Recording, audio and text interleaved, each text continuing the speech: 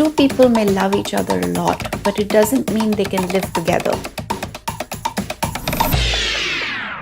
The other thing that I think people always worry about, and it's children of divorce have troubled marriages.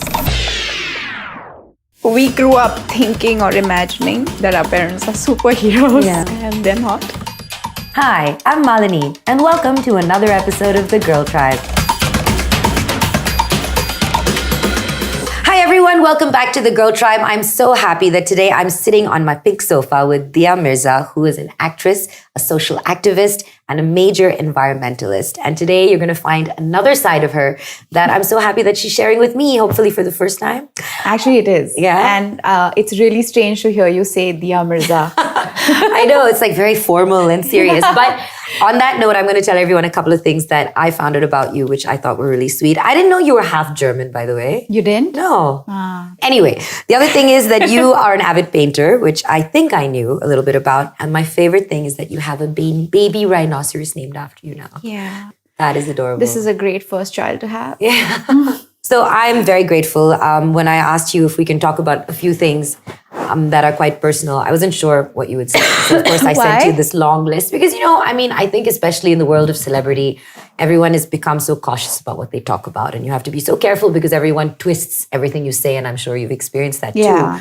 There's so many things that are untapped. And I think the thing that we're going to talk today about divorce and being children of divorced families is something that nobody really talks about.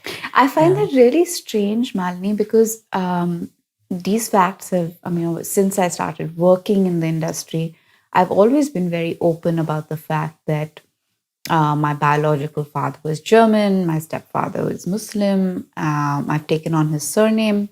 I never withheld my truth.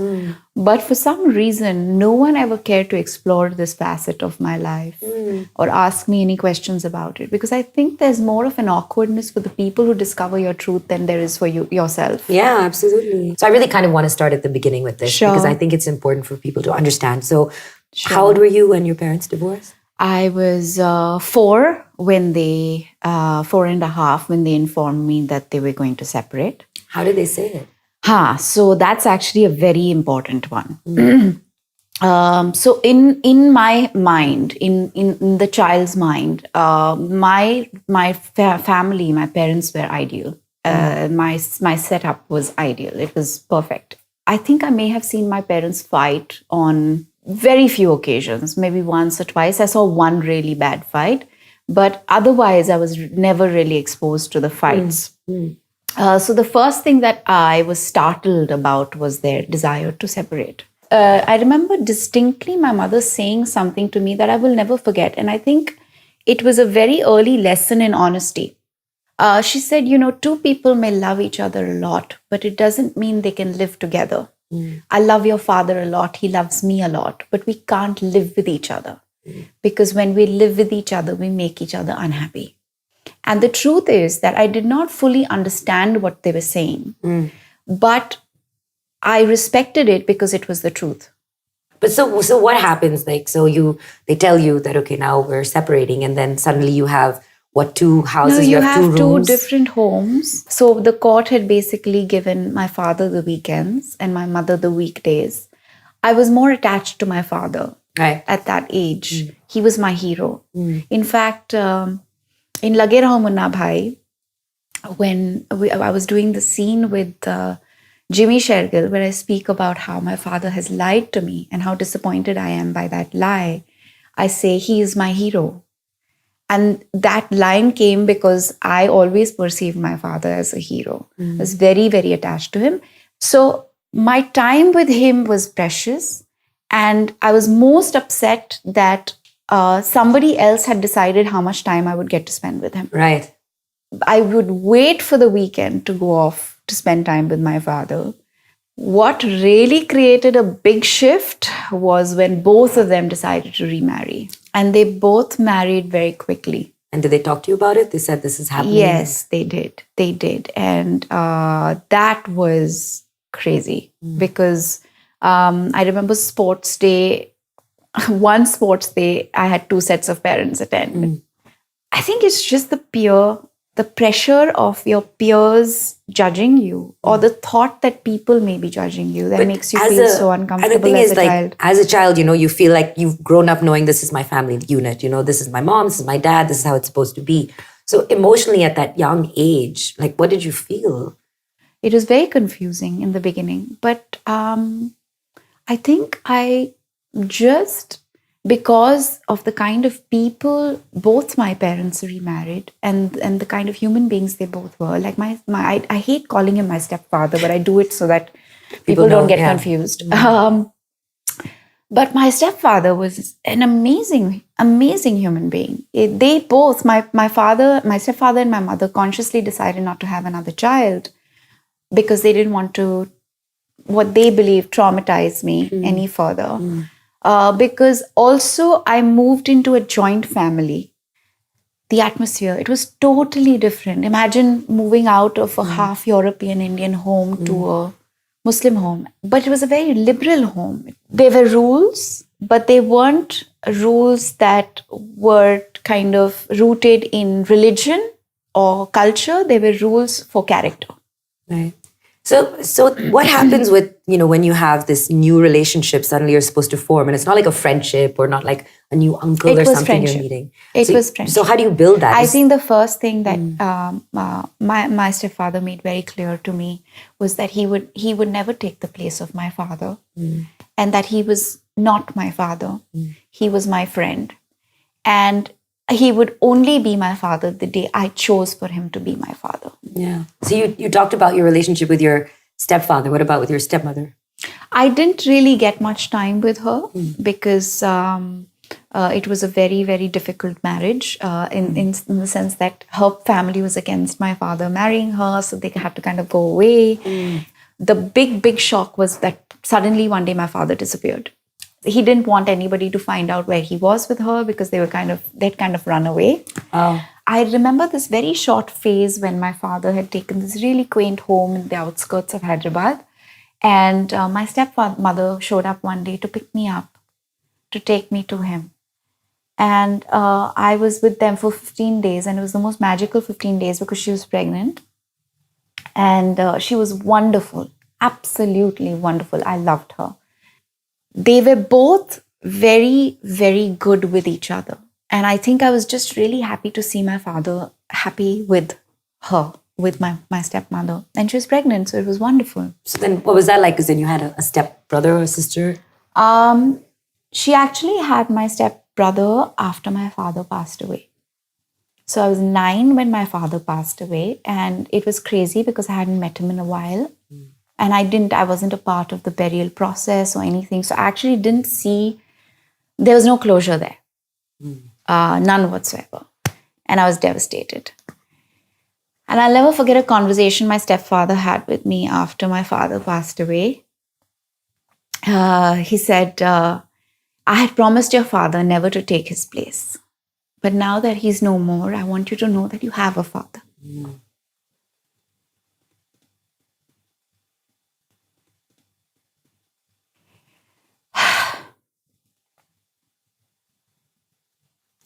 I think Malini just makes you more empathetic.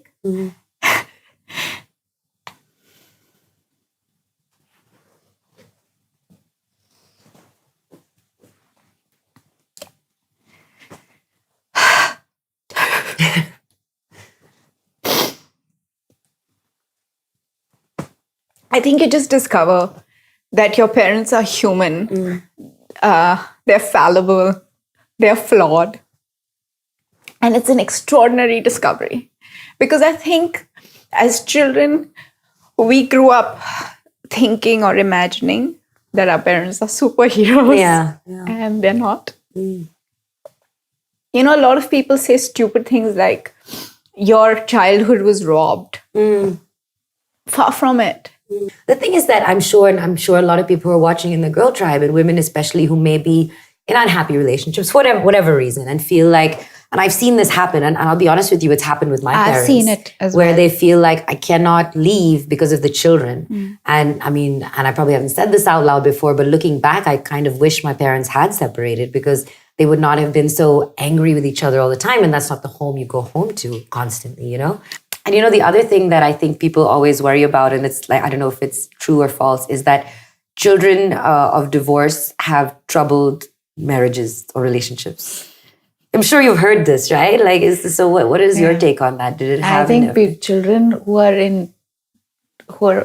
live with parents who can't stand each other and make each other's lives miserable would have a bigger problem understanding what a real relationship is and what real love is. Yeah. It's, I find it very fascinating that I think most people spend most of their lives protecting themselves from experiencing things for what they truly are. I always feel you can go terribly wrong in a very protected environment as well. Or I know some really messed up people who were brought up in what are called ideal family situations. Yeah. So what, for all the parents that are watching and all the kids who are in that place right now, what is your, piece of advice that you want to give them? It's important as parents to recognize the fact that, yes, your children are important and they mean the world to you and their happiness must mean the world to you.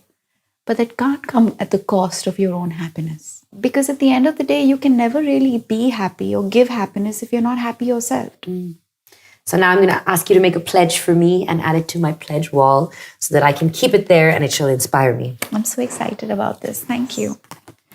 I think I'm going to try and find a pledge that is connected to all of what we discussed today.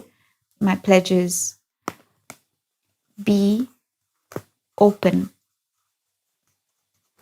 to life. It's beautiful. All experiences are a lesson. Gotta sign that for me. Yay! Yeah.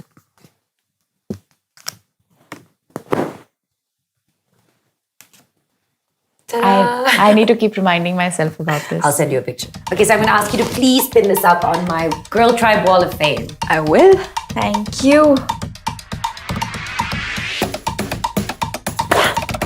Thank you so much for being here. It has been so eye-opening and so lovely speaking to you about all these things. And I know the Girl Tribe has learned a lot today, and I'm sure the love you got already is just going to be tripled, quadrupled once they hear this conversation. Do you have a message for the girls in the tribe?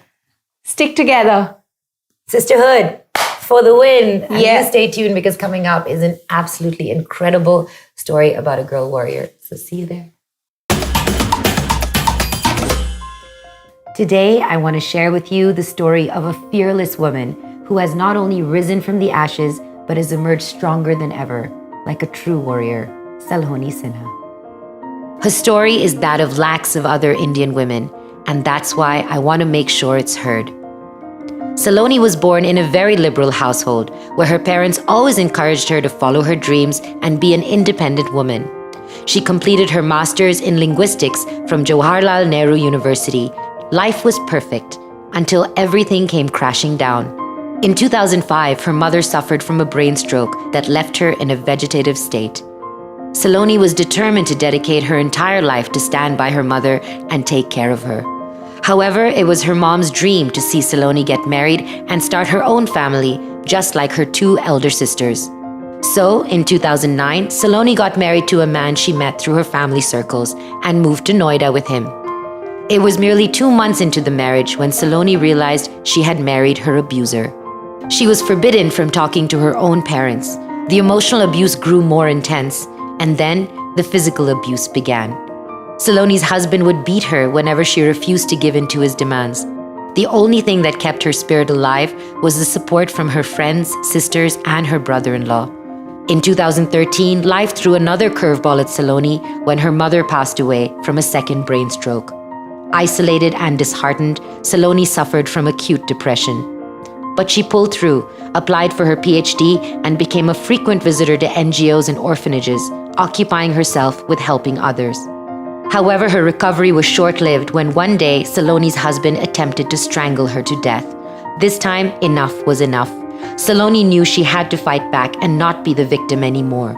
She pushed him away and screamed at the top of her voice to get him to stop attacking her. She walked out of that house and never looked back. This incident was extremely traumatizing for her, not helped by the fact that she couldn't even file a police complaint as she didn't have enough money to invest in the case. Her self-esteem was destroyed. She experienced hallucinations and spent months of sleepless nights. She decided to seek therapy and rebuild herself emotionally and financially. She threw herself headfirst into her profession of teaching, training, and research and cleared off all her debts so that she could file for a divorce without asking for a settlement. Her husband contested the divorce and delayed the proceedings for years. But when Saloni finally told her in-laws that she would file a criminal case against him, they finally backed down. Today, after years of battle and hardships, Saloni is leading a life filled with pride, dignity, and respect. She is proudly associated as a casual translator for the Prime Minister's speeches.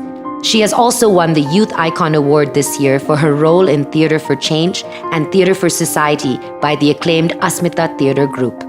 Saloni, you are the epitome of immense strength and courage and are an inspiration to the countless silent victims who may question their ability to stand up for themselves. Here's a message from a very special friend of mine who feels the same way. Hi Saloni, I heard your story from MissMalini and I just want to say, so much respect for you, for everything you've been through. I'm sure it was really hard, but you should know that it is so inspiring for so many women, for all of us to hear your story, your journey, and to learn of your strength. So more power to you and keep shining. Thank you, Saloni, for sharing your story. It's so inspiring. And I think a lot of the girls in the tribe, after listening to you, are going to feel like they can overcome anything in their lives too.